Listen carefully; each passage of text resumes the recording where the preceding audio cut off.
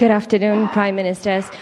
Amid the current situation in the Middle East, what specific approaches will Singapore and Malaysia take to ensure that the reactions to the war and the ground sentiments in both countries do not have any spillover effects, especially on mutual investments, bilateral cooperation, and our long-standing ties? I don't think they should affect our bilateral relations. I think we've each expressed our views on what's happening in the Middle East.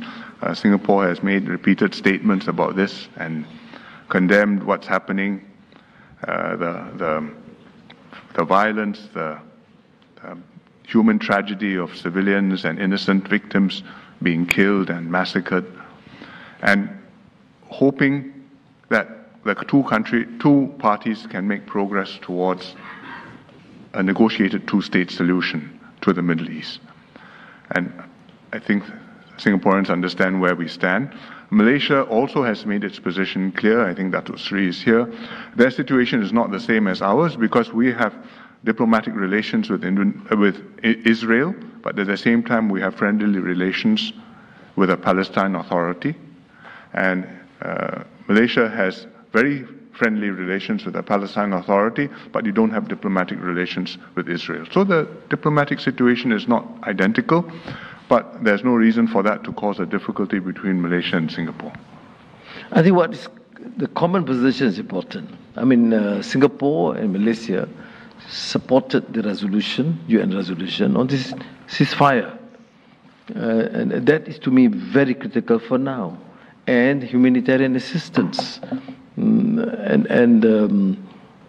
That position is jointly endorsed by both countries and majority of the countries of the world.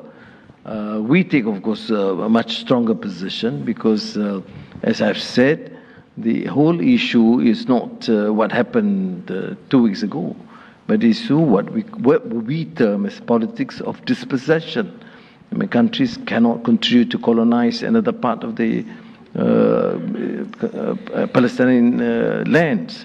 But what is critical for now is, of course, peace and stop the killings of civilians, babies, and women. And of course, the sentiment in Malaysia is very strong. And I've been in touch with many of the Arab leaders too, and have expressed our position that we support a peaceful resolution, an immediate resolution of the conflict, but humanitarian assistance is paramount. Thank you. Thank you, Excellencies. We invite you to take a handshake shot to look at the cameras before we end.